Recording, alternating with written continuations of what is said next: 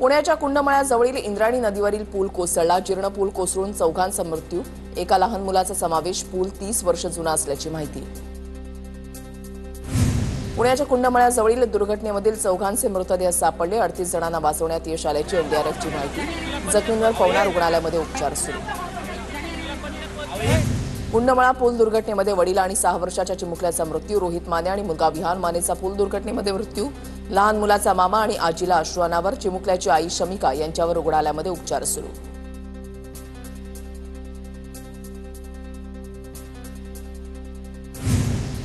कुंडमळ्याजवळील इंद्राणी नदीवरील पूल कोसळल्याला नवीन व्हिडिओ समोर। पूल कोसळल्यानंतर काही पर्यटक वाहून जातानाचे व्हिडिओ समोर।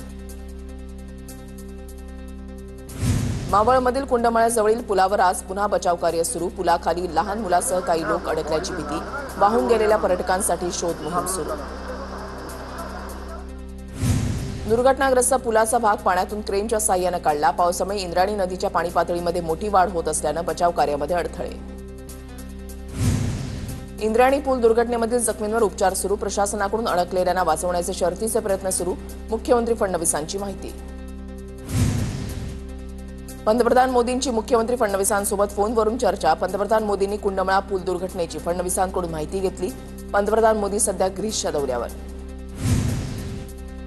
इंद्राणी नदीवरील पूल कोसळून अनेक लोक बुडाल्याची बातमी दुःखद। बचाव कार्य पूर्ण तत्परतेने पार पाडावं। काँग्रेसचे नेते राहुल गांधींची कुंडमळा पूल दुर्घटनेवर प्रतिक्रिया।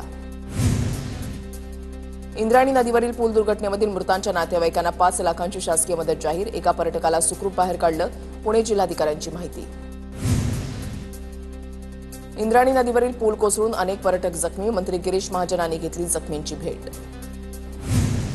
जिथे पाण्याचा प्रवाह जास्त अशा पर्यटन स्थळावर न जाण्याचं आधीच आवाहन केलं होतं। या प्रकरणामध्ये प्रशासकीय हलगर्जीपणा झालाय का, याबाबत समिती नेमून चौकशी होणार। पूल दुर्घटनेवर पुणे जिल्हाधिकाऱ्यांची माहिती।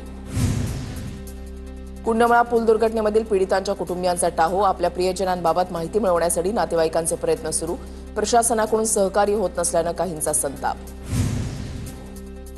5 मिनिटं पूल हलत होता। लोकही सावध झाले होते, पण पुलावर दुचाकी असल्यानं लोकांना कुठेच जाता येत नव्हतं। देवगाववरून आलेल्या पर्यटक दीपक वळवीकरनं सांगितला घटनाक्रम। इंद्राणी नदीवरील जीर्ण पादचारी पुलावरील दुर्घटना अतिशय खेदजनक। पर्यटन विभागानं आणि जिल्हा प्रशासनानं सर्व पर्यटन स्थळांबाबत अधिक जागृत राहणं गरजेचं, शरद पवारांचं आवाहन। इंद्राणी नदीवरील पूल कोसळण्याच्या दुर्घटनेनं अतिशय दुःख झालं। या घटनेमध्ये आप्तस्वकीयांना गमावलेल्या कुटुंबियांच्या प्रति माझ्या शोकसंवेदना। कुंडमळा दुर्घटनेवर गृहमंत्री अमित शहांकडून शोक व्यक्त। कुंडमळ्यातील घटना दुर्दैवी। स्थानिक नागरिक आणि प्रशासनाकडून तातडीचं बचाव कार्य सुरू। दुर्घटनेच्या कारणांची चौकशी करून दोषींवर कठोर कारवाई करणार। उपमुख्यमंत्री अजित पवारांची ट्विट करत माहिती। जिल्हाधिकारी आणि स्थानिक प्रशासनाच्या संपर्कात। नवीन पुलाची वर्क ऑर्डर 10 जूनलाच दिली होती।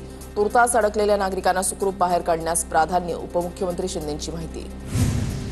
प्रशासनानं निर्बंध घालून दिले। त्या पादचारी पुलावरून स्थानिकांनी दुचाकी नेणं टाळलं असतं तर ही घटना घडली नसती। कुंडमळा दुर्घटनेवर स्थानिक आमदार सुनील शेळके यांची प्रतिक्रिया। इंद्राणी पुलावरील बचाव कार्यासाठी एनडीआरएफसह 18 रुग्णवाहिका घटनास्थळी। पर्यटकांना वाचवण्याचे शर्थीचे प्रयत्न सुरू। कुंडमळा पुलावर 50हून अधिक पर्यटक उभे असताना मोठी दुर्घटना। दरम्यान दुचाकीमुळे पुलावर ओव्हरवेटनं पूल कोसळल्याची माहिती। उद्धव ठाकरेंकडून इंद्राणी पूल दुर्घटनेमधील मृतांना श्रद्धांजली। विकासाच्या गप्पा मारणाऱ्यांना पुलाची उभारणी करता येत नाही। उद्धव ठाकरेंची राज्य सरकारवर टीका।